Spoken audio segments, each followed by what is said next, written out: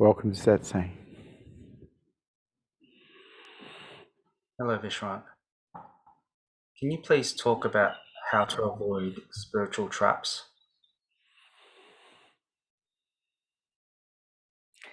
Well, first of all, I'd like to qualify that I'm not really a spiritual teacher, because I think spirituality is a word that's been absolutely abused. I teach reality. I teach people how to find what is real. Spirituality kind of implies something ethereal, and I don't like it at all. Beingness is real. What you think and who you think you are is not real. And so when we talk about traps, let's talk about reality traps, the ones that stop people from finding themselves as reality. That would be a healthier way to begin. And the main trap for all seekers is the collection of knowledge.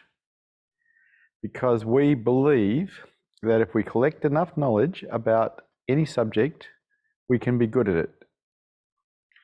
Because we went to school where we collected knowledge and repeated it and passed exams and got a degree or a diploma or something, a mark, and went on to university and did the same.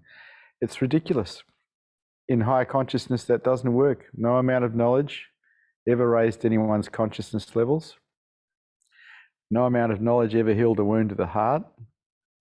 And no amount of knowledge ever enlightened anyone.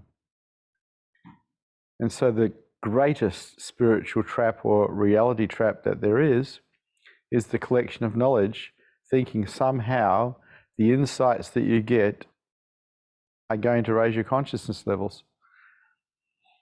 Insights are simply an invitation to do the work, to practice what takes you to higher consciousness.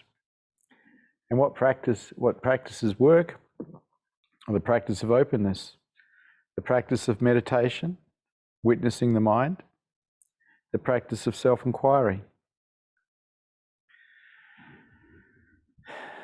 But like everybody else, when I got involved with my spiritual teachers, my master Osho Rajneesh, I collected knowledge because that's what I was taught to do at school, the same as everyone else, thinking that somehow that was going to help. I even went to university and studied the old masters at Murdoch University for 6 months, seeing what they had to say. And they all, when you boil it down, they all said the same thing, exactly the same thing: surrender. And it's the very thing we don't practice. We don't practice anything that facilitates our ability to surrender, which is a non-doing. And so people don't actually raise their consciousness levels, they don't actually heal the wounds of their heart, and they don't become enlightened, but they can become very knowledgeable and talk about all the subjects, become experts on the subjects, ajahns, pundits, but it doesn't help anyone. Matter of fact, if anything, it leads people astray. The only thing that works is practice. You want to raise your consciousness levels? Practice openness. In the practice of openness, you get to see all the obstacles that are in the way of higher consciousness, and you get the opportunity, because you've seen them, to remove them. Seeing them is not enough, you have to remove them. And so there is a certain level of work that is required to change default patterns that keep you in lower consciousness. And it's an undoing process. It's not a doing up process. It's an undoing process. So when we look at spiritual traps, from my perspective, the trap that keeps people away from higher consciousness and from enlightenment is the collection of knowledge. Not that there's anything wrong with knowledge, but the idea that it's going to raise your consciousness levels, the idea that it's going to enlighten you or heal a wound of your heart, that's just an idea, it's not a reality. So that's the main major trap. Another trap that's quite common for people who get involved with people who are awake, because people who are awake have a Buddha field. It's an energy field that occurs when awareness is aware of itself in a human being. They perceive that energy field, which is very beautiful to perceive, and then they rest in it. They go to sleep in it. They don't use it for the clarity that it offers to see through their own mind and remove the obstacles that are in the way. And so they get stoned on the energy of someone who's awake, thinking somehow that's going to work for them. This is another trap. The energy field allows clarity. It allows things to be undone. It allows the potential for enlightenment. But people just fall asleep in it because it's so nice. They get addicted to it. It becomes like a drug to them. It's a trap. You use the energy field to find your own true nature. You use the energy field to see through your own mind and see what's in the way. And then you remove what's in the way. So that's another spiritual trap or a reality trap. Getting stoned on someone who's awake's energy field. It's a pretty common one for those people who have got spiritual teachers who are awake. But they're the two main ones that I know about. Of course, the most obvious one is an unwillingness to do the work. Well, an unwillingness to actually meditate, an unwillingness to self-inquire, an unwillingness to remove the obstacles that are in the way. That unwillingness pretty much guarantees failure. And that's up to you. You create your reality by the way you think. For me, higher consciousness was an adventure.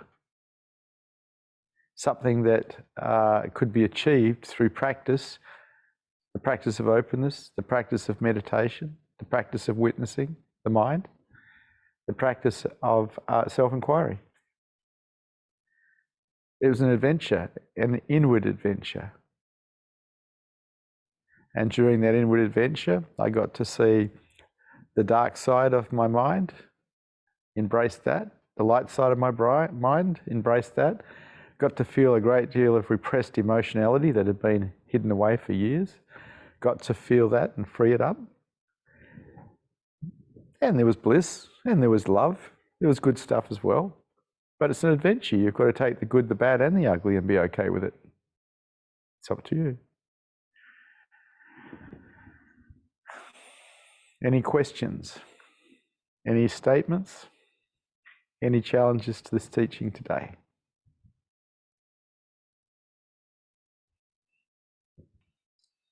The first question comes from Sukaran. Oh, yeah.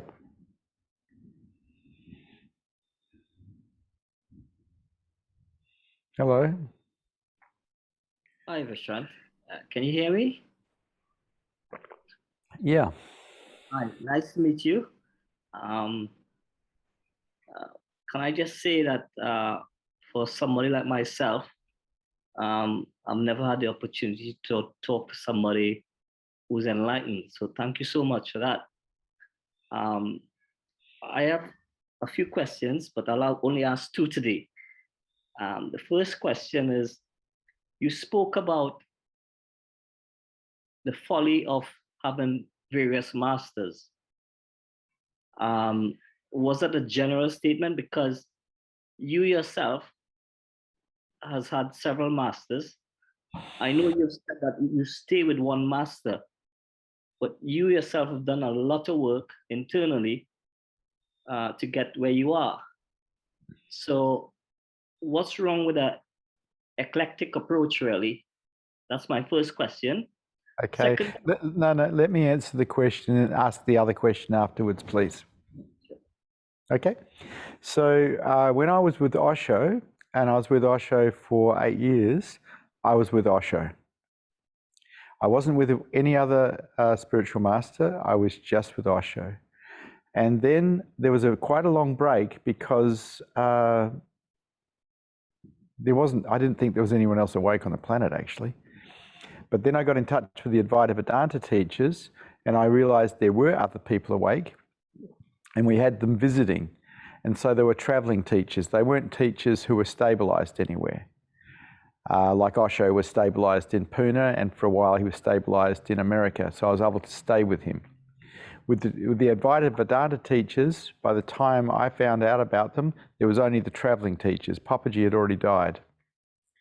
And so when they would come to town, I would be with them.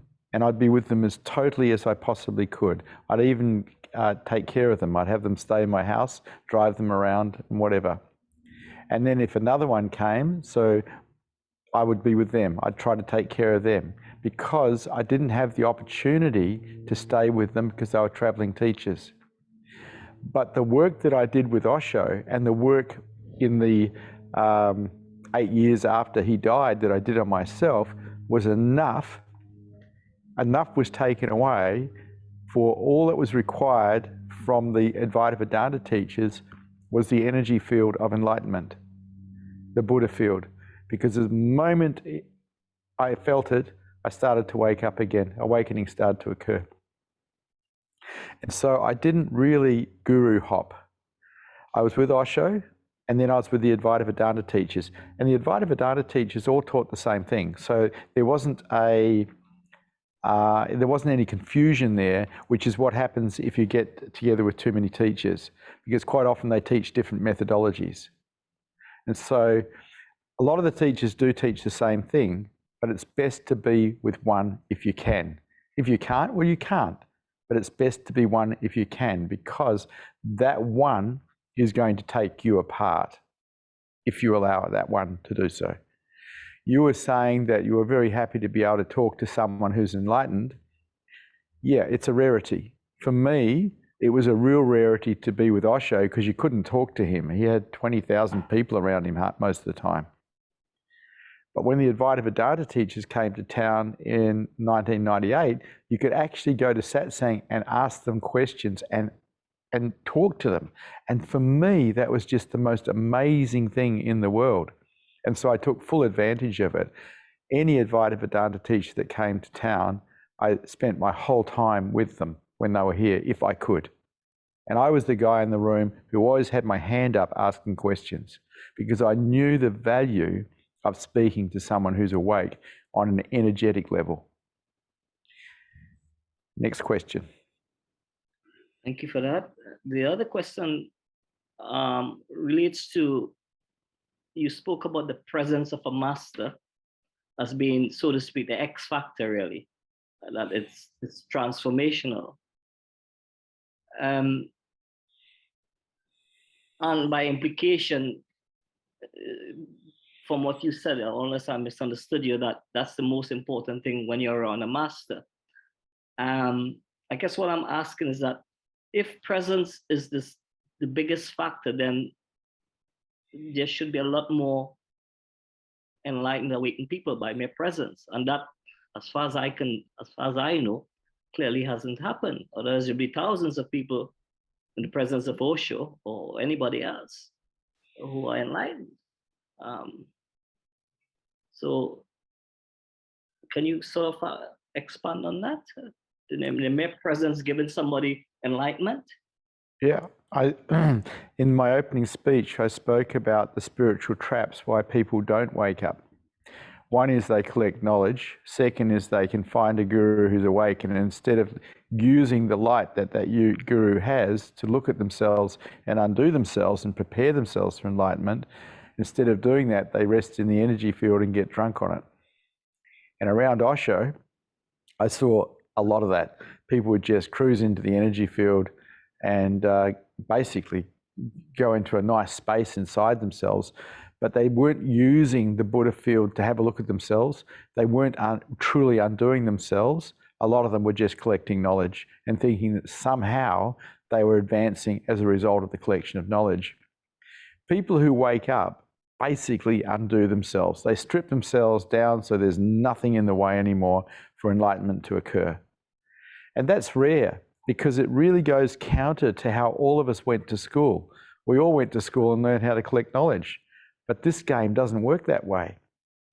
This game works by you taking you apart until there's nothing left in the way.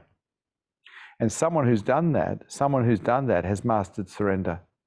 And because they've mastered surrender, they are ready for enlightenment.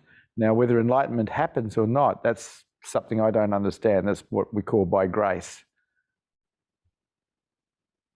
So when awakening occurred here, I had no idea that it was going to happen. It was actually a shock to my mind. But I had done the work. I had undone myself. I had removed all the obstacles that were in the way. My mind was flatlined. It was equanimous. Does that answer that question? Yeah. I have the third one, if that's okay. What do you mean by unconditional surrender of the mind? You speak a lot about that. Yeah, sure.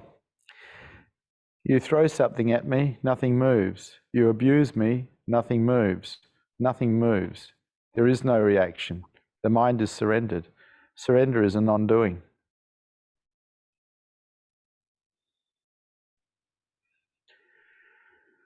The one that used to move has gone, died. So is this a conscious thing, surrender of the mind? It's a non-doing, which means it has to be learnt. And we learn unconditional surrender through the practice of acceptance and let go. Two things that most people don't practice. They practice conditional acceptance and conditional let go. It has to be unconditional. And it can only be achieved through practice. There is no other way. And so you could say that the main practice for anyone who's into higher consciousness, enlightenment, is acceptance and let go, because that leaves you wide open. And if you ever tune in to anyone who's awake, you'll find that they are all wide open. And my bet is they were like that before enlightenment.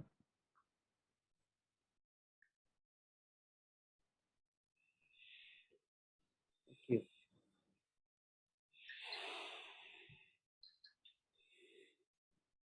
You're right about not many people waking up. When awakening occurred, I thought everyone was waking up. It took me a while to realize that they weren't, and then it took me a longer while to realize why they weren't. People aren't doing the work. They want a free lunch. They don't want to do anything for enlightenment. They just want to wake up. They want to pay their money and wake up. It's not how it works. You have to undo you. Satsang is an undoing process. It's a destructive process.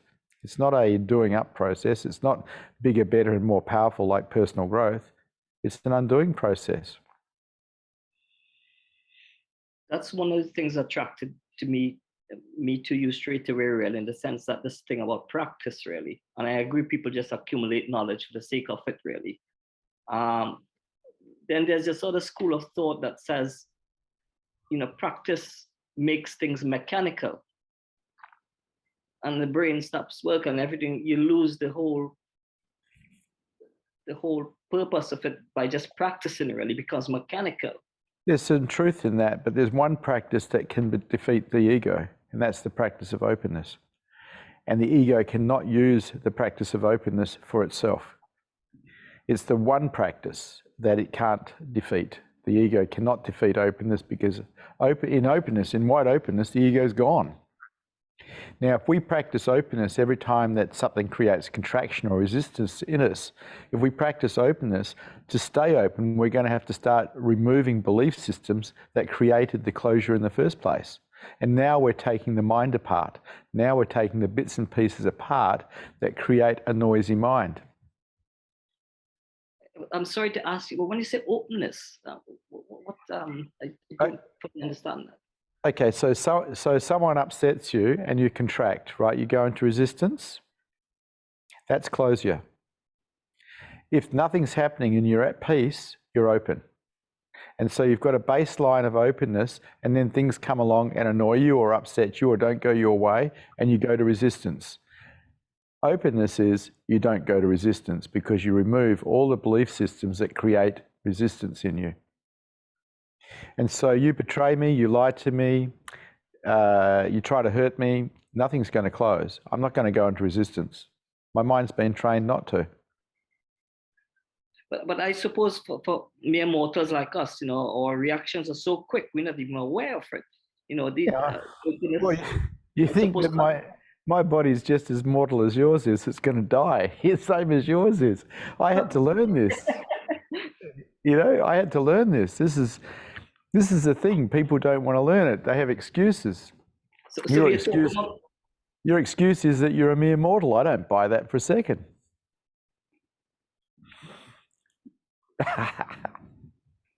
You can't have an excuse. We're talking about meditation from moment to moment and things like that, and unconditioning yourself, really. Yeah. You were saying earlier, not many people wake up, and I'm telling you why. Because most people aren't prepared to do the work that's required to create a mind that will support enlightenment. I include myself there 100%, really.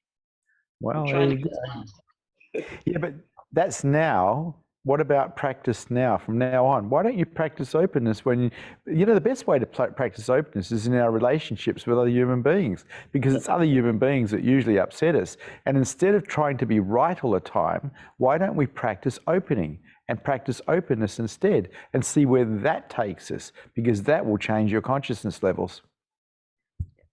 So openness in relationship rather than in a cave, so to speak. Well, I don't think any of us have chosen to be in a cave. If I was teaching monks or nuns or people who lived in caves, I'd be talking very differently. But I'm not. I'm talking to people who have families, who hold down jobs in the marketplace. And I'm teaching a way to enlightenment in the marketplace.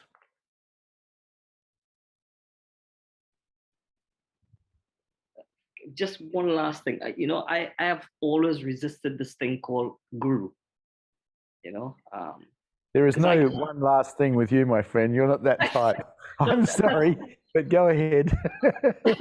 I mean, you're saying, be serious, and I've always looked at within myself, really, and I've always resisted the idea. Maybe I might come to the conclusion I need a guru to guide me and assist me and open the door. I don't believe anybody could give another person enlightenment. They could open the door and guide them, and that's the end of it, really. But I've always resisted this thing, the guru thing.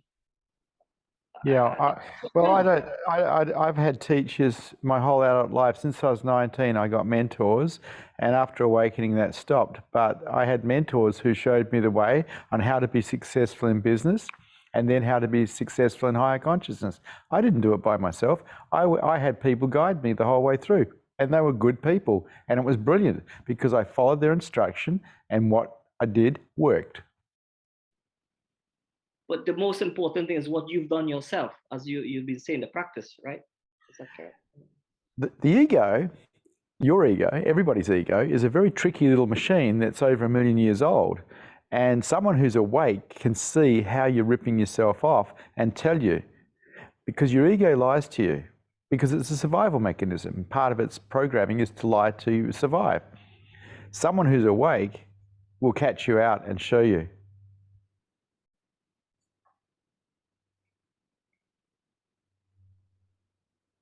And you can call that person a guru if you like, but really there's just nobody there. Someone who's awake is, the eyes drop, they've gone.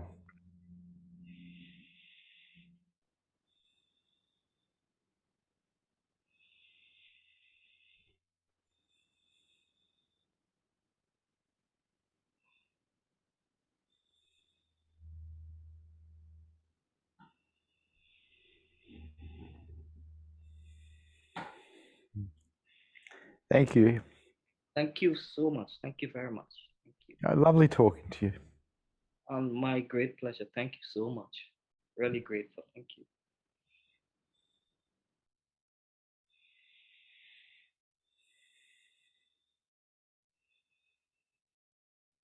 The next question. I've met many Buddhists who can find silence and stillness in formal meditation, but not outside of it. Can the peace found in this formal meditation be a trap for seekers? Yeah. Peace is a part of, it's a true nature. Beingness is peace, profound silence and stillness. You're just talking about people playing inside the mind still. What about going beyond the mind? What about knowing yourself as beingness? You've met people who are meditators, they're not awake, they're just meditators. That's okay, that's a pathway. Nothing wrong with meditation. I love meditation. Meditation just means being present to what's real. There's nothing wrong with that. I don't see a trap in that. Not at all. Meditation is brilliant. It allows you to be with what's real. But if you really want to wake up, turn awareness onto itself. Find that you really are. And if you can't do it by yourself, find someone who's awake and they'll help you.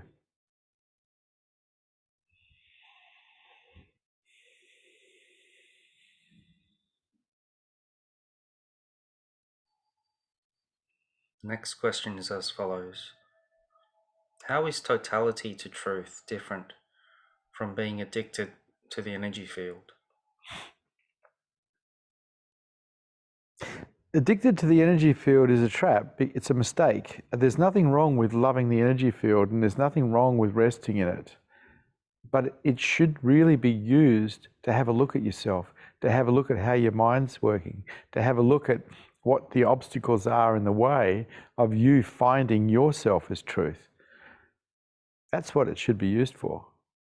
It's a light. Someone who's awake is basically providing light so you can see, not so you can rest in and go to sleep in, so you can see.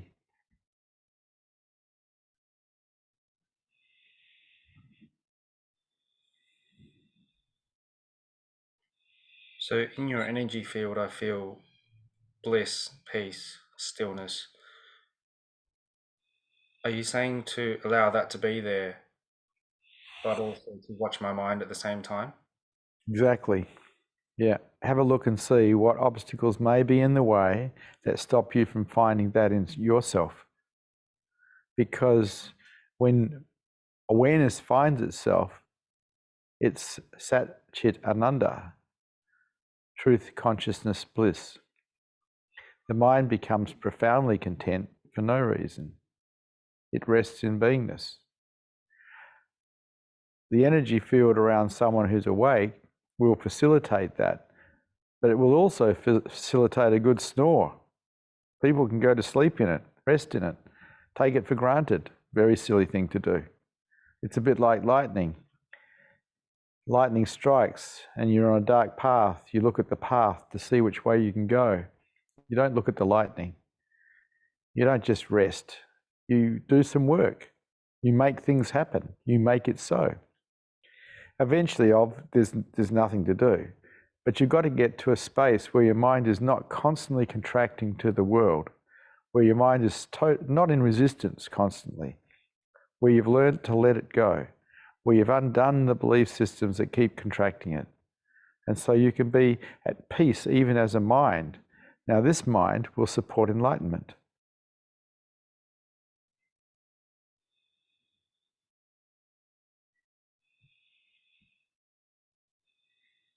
The next question. Is sleepily resting in your energy field healing? Probably, but I'm not really that interested in healing. I'm interested in people waking up and becoming lights so others may see, because what's lacking on this planet is higher consciousness. The lower consciousness is wrecking the planet. Higher consciousness is what's required to save the planet, to save people. Lower consciousness, which basically involves survival and selfishness, is destroying the planet. People who raise their consciousness levels, people who wake up, that's a whole other world. That's let's help everyone. Let's be here for everyone. There's no selfishness in that. There's no destruction in that.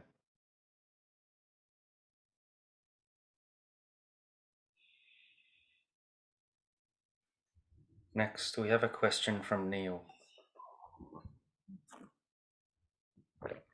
Hello, Neil. Hello, Vishrant. So my question is there more evil in the world than good? Because when I watch the news, the kind of things that I hear about terrorism, people being killed, it gives the impression that there's more evil in the world. And it makes me feel really angry and sad that there's nothing that I can do to help these people suffering in some part of the world. So how am I supposed to deal with these emotions of anger and sadness? So I don't see it as evil as much as I see it as selfishness. And yeah, there's a lot of selfishness in the world. There's no doubt about it. And because of this selfishness, people are getting hurt, people are getting killed, people are getting raped, people are getting things stolen from them. It is, you can call it evil if you want. I just don't like the word. It's just selfishness. You want to have a beautiful life, drop selfishness and become selfless.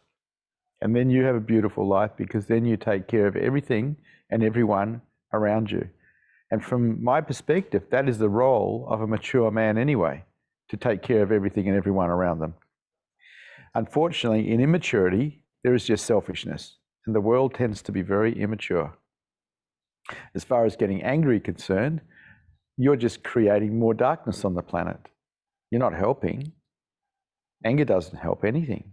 It just creates more darkness. And that's up to you. You're responsible for that. Right. So when I hear about something really tragic and something really unjust happening, how am I supposed to process that when I hear about something like that? My process is very simple. I accept the way the world is, because from that space of acceptance, then I can be at peace and stay awake. In non-acceptance, we go into resistance to what is, and we create more suffering in ourselves and more darkness on the planet. There's no light in resisting life. There's just darkness. And we're responsible for that as individuals. The world is tragic. There is no doubt about that. People are suffering. There's no doubt about that. There's murders, there's rapes, there's terrorism. This is the world we live in. Now, you can accept it or not accept it. Whether you accept it or you don't accept it, it's not going to make a difference to anything, really, except if you don't accept it, you're going to create suffering for yourself and create more darkness, which you're then going to share. Your choice. I accept life as it is. And I move to try to help people raise their consciousness levels. All right. All right. Thank you, Vishrant.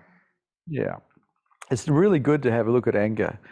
You know, we want the world to be a better place, and then we introduce anger into it. We're bringing more darkness into the planet. Right. Okay? All right. Thank you, Vishrant. Okay.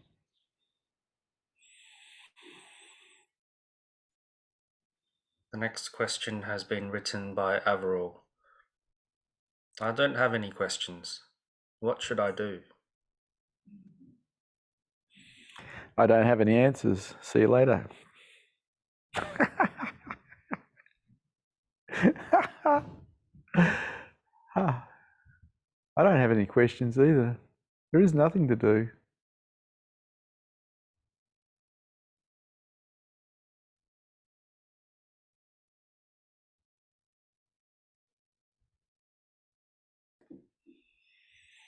The next question has been written by Enrique.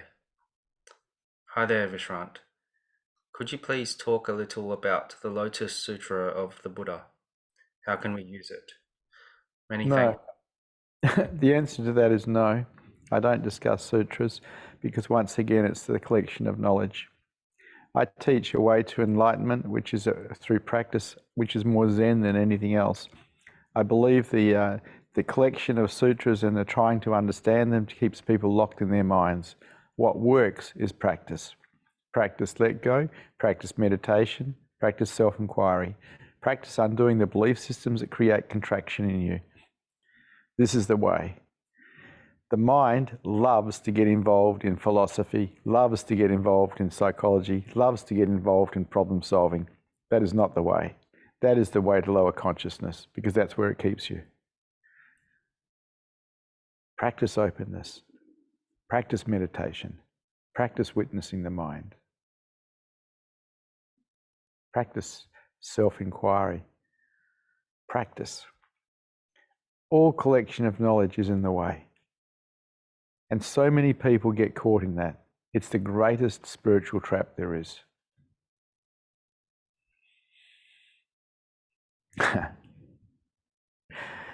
I remember some monks coming across me one day and wanting to talk to me about what books I'd read and who I'd studied, and it's like, what for? I was already awake. I'd realized a long time ago that the collection of knowledge is a waste of time, that the only thing that works is your ability to surrender unconditionally. And for a mind to be surrendered unconditionally, it has to have practiced a fair bit. No knowledge ever set a person free.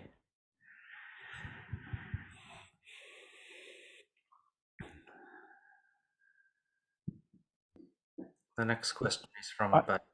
Yeah, just a sec. The Buddha put out a lot of stuff 2,500 years ago, and it was really appropriate back then. We live in a different age.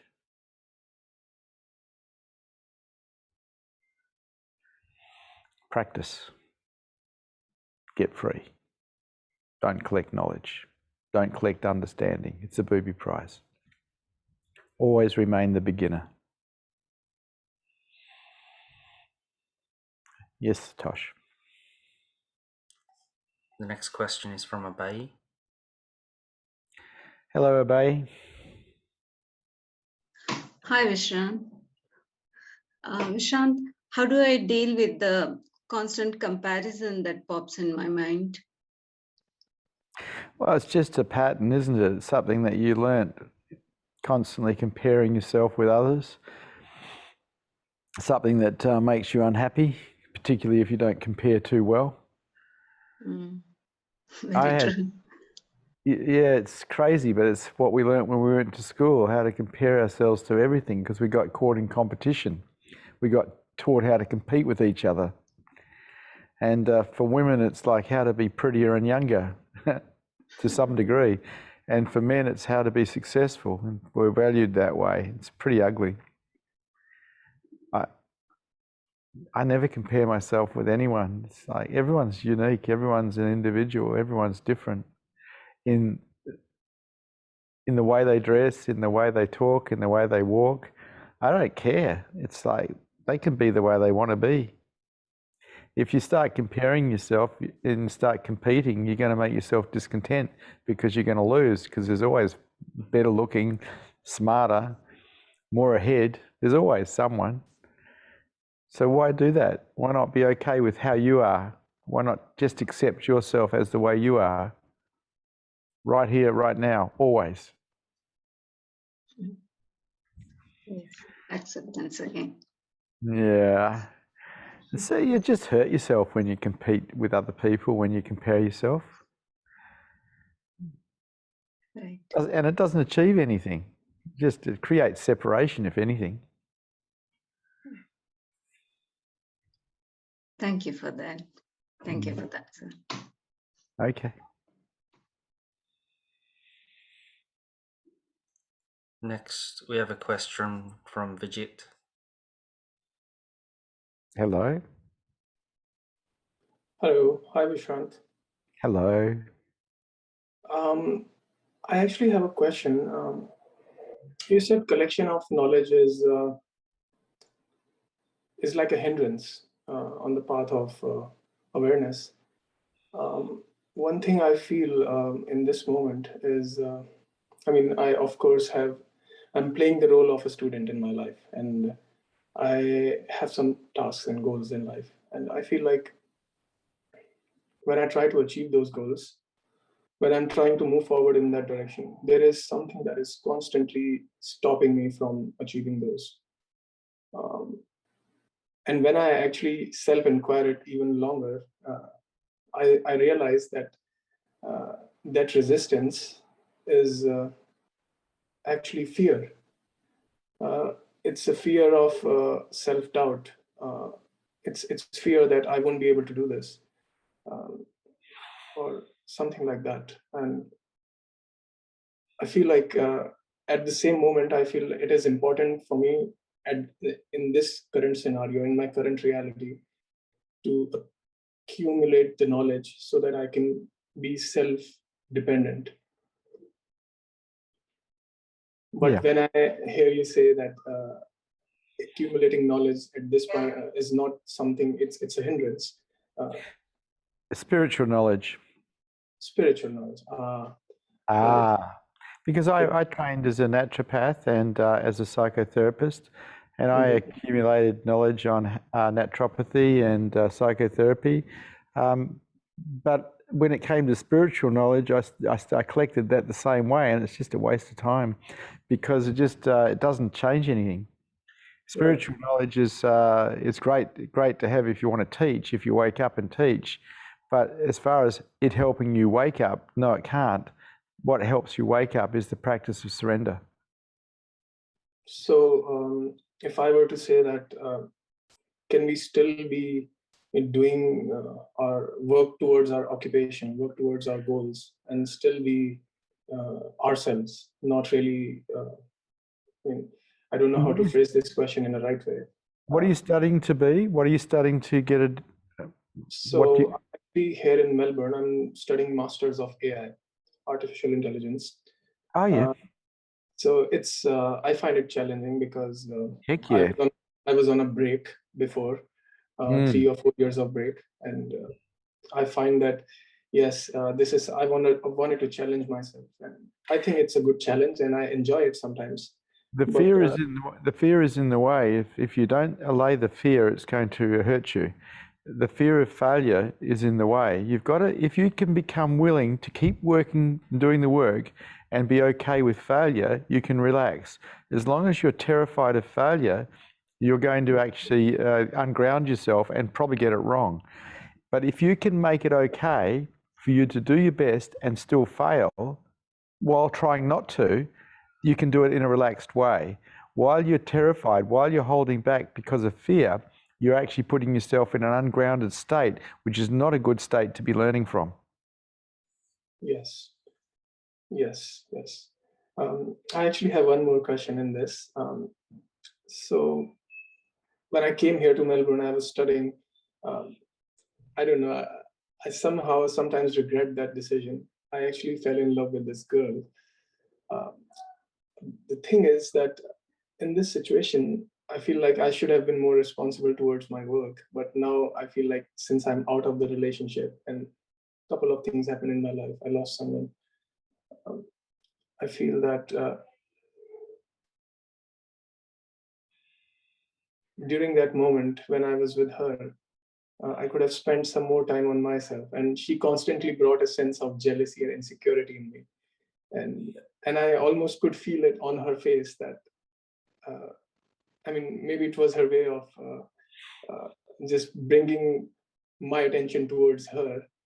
Sometimes that's how I let it go, that, oh, okay, that was her way of bringing her attention towards me because she didn't have much things to do. She was just an active person, just constantly looking for attention. But now I feel like now she has pushed me away. It just kind of hurts you to the core where you feel like, wow, it's a shock.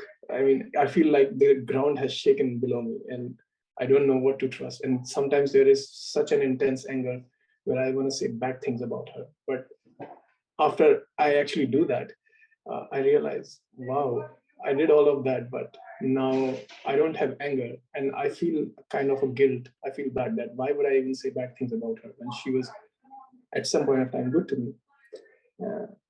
And yes, so it's a constant. So at this point of time, I feel when I sit and study and I try to focus on work, it just constantly reminds me of those times. And Vijay, she did this to you. Oh, Vijay, sometimes you could have done that to improve that. So it's a constant, it's like two personalities inside of me. One wants to be with her and be a good person, and one who extremely hates her to the core, where just wants to say ugly things. And I just don't know how to unify those two personalities and still be able to walk towards the path of graduating and finding a good job here.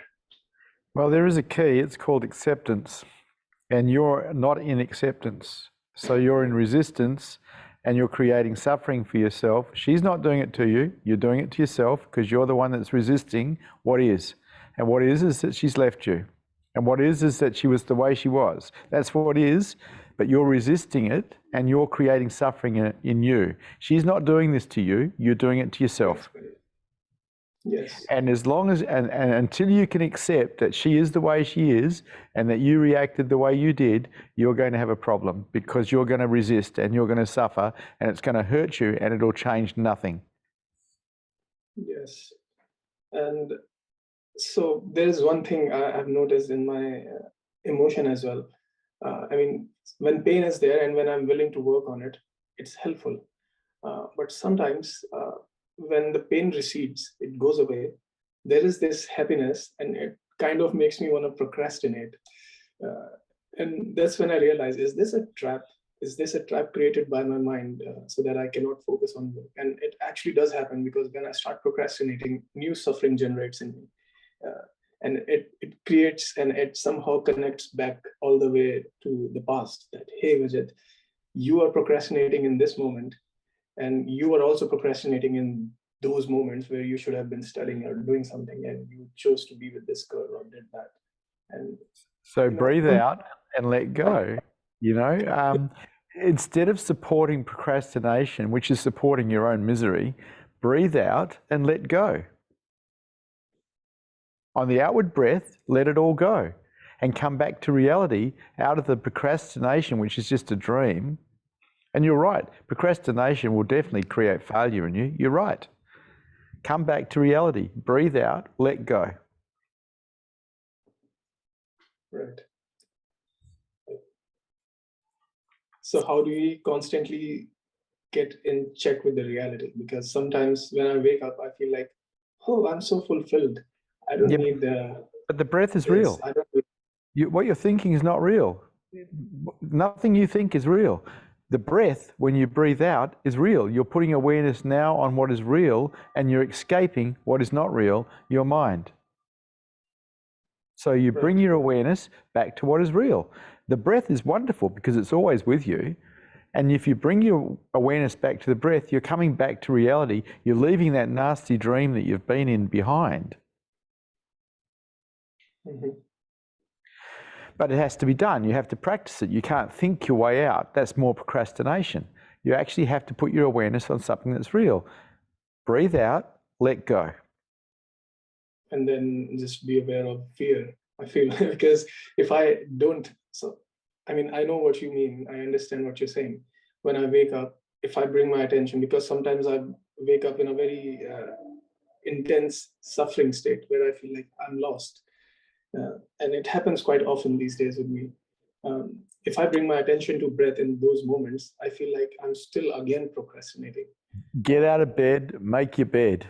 Do something physical. Put your awareness on what you're doing. Don't stay in bed. Get out of bed, make your bed. Make life start. Because you've got a mind that likes to dream, and that dreaming is nasty because it's hurting you. Stop it. Find reality again. Get out of bed, make the bed, go to the kitchen, do what you need to do. Get out of your head, because your head's hurting you. It's not your friend. It is intensely hurting me. Yeah. And really, you have a choice. You can put your awareness on what is real, particularly if you're doing something that is active, like making your bed, making your breakfast, you know, rather than just sitting there and laying in bed, or sitting there or laying in bed, because then you can dream too easily. Once you're out of bed, once you're in movement, you can put your awareness on what you're doing. You can come back to reality from the nasty dream that you caught yourself in. Yes. Thank you, Vishrant.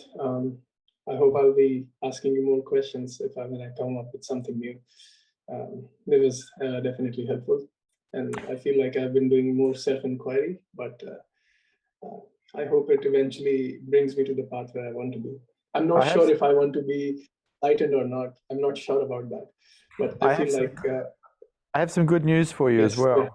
You will find another woman who will love you, and she'll be just as much trouble as the last one. This is the nature of life, my friend.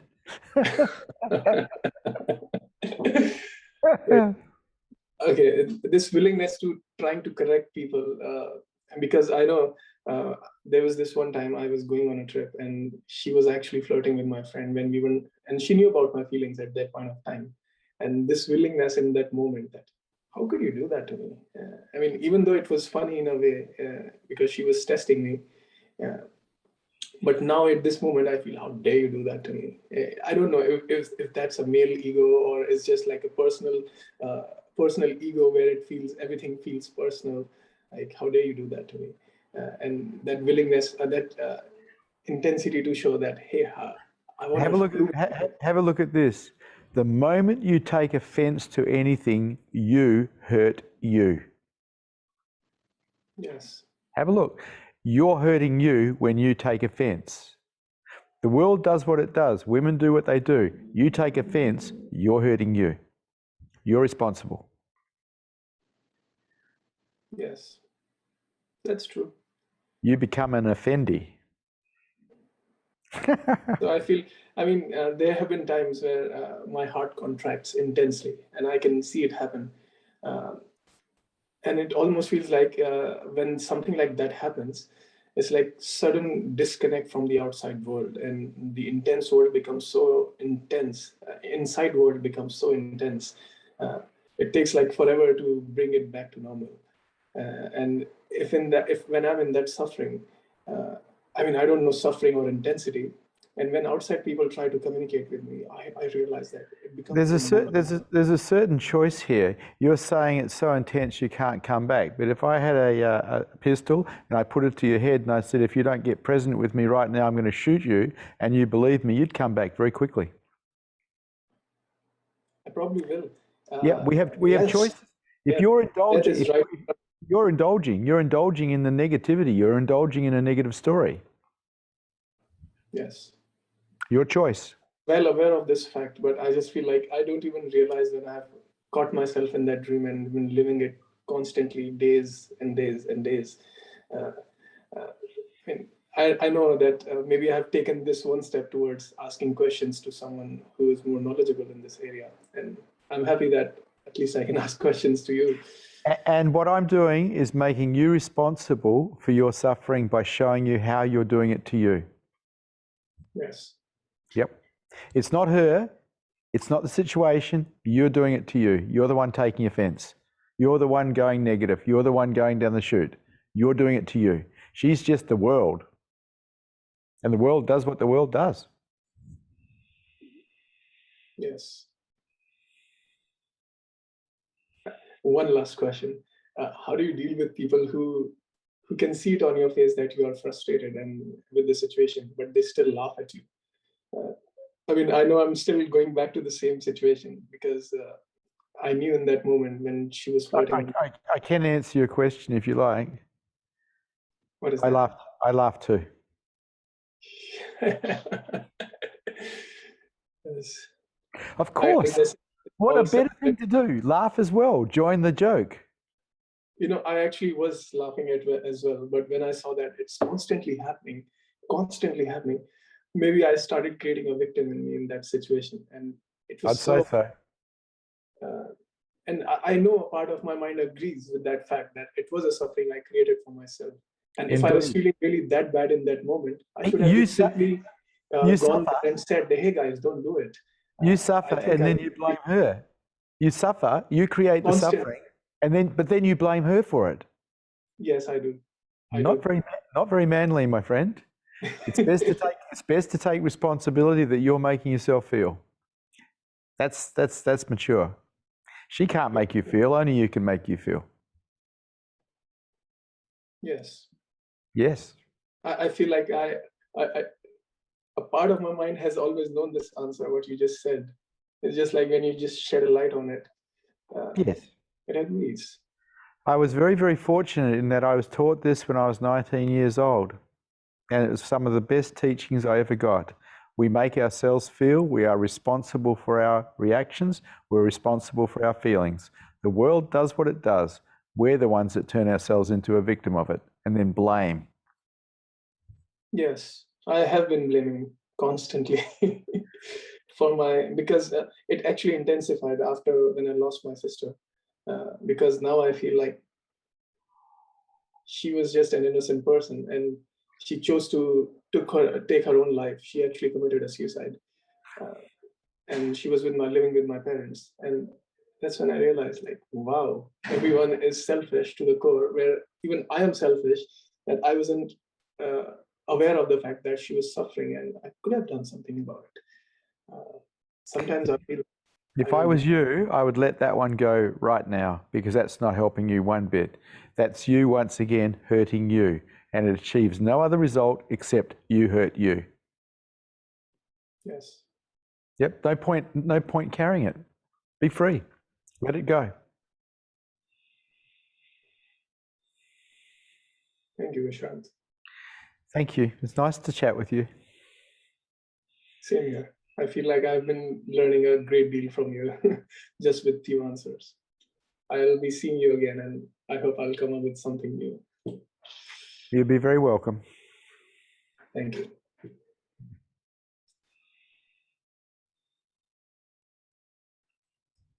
Next question has been written by Sri Nitya Nirajananda.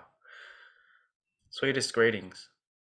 After you ended the mental mirage of Vishrant's life, what was the process of reweaving a sovereign life for health, wealth, relationships, career, based on the Tathagata nature?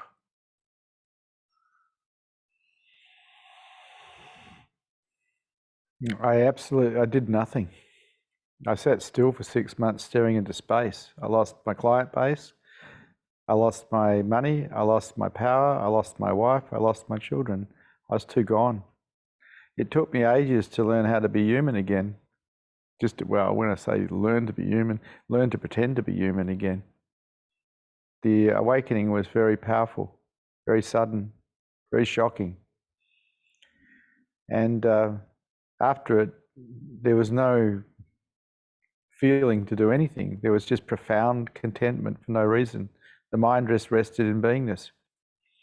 It wasn't until 6 months later that one of my Advaita Vedanta teachers came along and told me that I needed to come out and be in the marketplace again, that I came out. And I had to learn to blink and look away when people talk to me, behave like a human, because the human was gone. You see, we think we're human beings. No, we are beingness itself. We are pure awareness. And when awakening occurs, you live as that. You don't live as the I any longer. It's gone. So what happened? That's what happened. Thank you for Satsang. Good to see you brave hearts here today.